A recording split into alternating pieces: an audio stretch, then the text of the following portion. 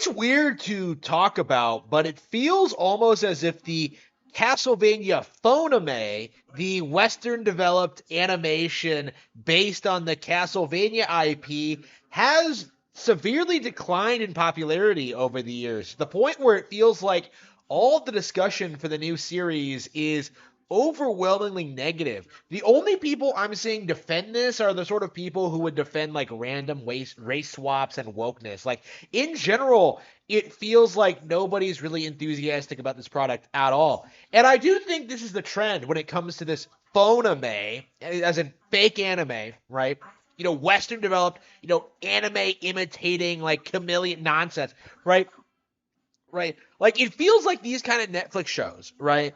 Stuff like the One Piece live action and this, and I suppose there are like just dozens of examples, right? Right. Like things like this, they have this audience of people who will just blindly consume anything that goes on the service. They'll watch it, they'll love it, they'll talk about it. It'll be their favorite thing for like 5 or so years, and then when the show is over, they move on to the next thing, almost like they were never a fan of their show to begin with. And these people have no standards. They don't think about the things they're consuming.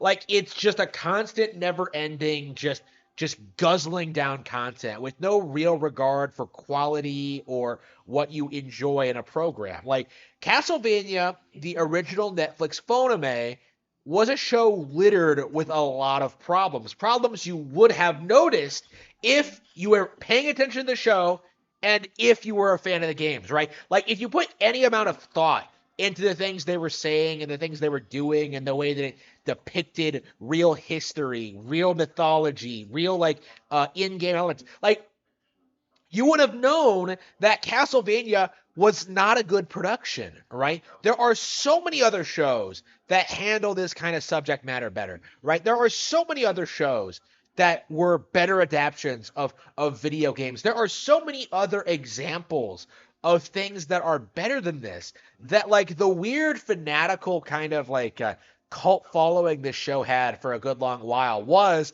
I think, ridiculous, right? It was just absurd. Like it really does feel as if the people who are hyping this up, unironically trying to pass it off as an anime, right?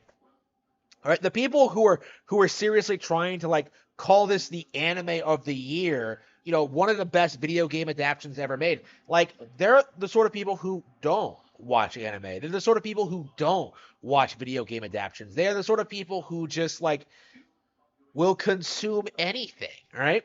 And with this new season, right, with the animation decline, I think Netflix has been given more free reign to do whatever they want, and just the internal inconsistencies that are rearing their head, like that are becoming more apparent. Like it really does feel as if like the vast majority of the audience has not moved past season 3. Like it seems there was a big drop off point at some point that led to people just kind of dropping the show and then never really coming back to it. Even if they weren't getting uppity about it, even if they weren't like making rant videos like I was. Like for a long time, it felt like only I and a handful of other people were being openly critical of the show. But um, there has to have been a lot of people who were just as upset as we were, because it doesn't make any sense that like the newest season is this poorly received, right? Like going by what I'm seeing, I'm not seeing any positive coverage of this at all. And I could be wrong of that on that. It could be just be me like in my wishful thinking, but like it does feel as if the show has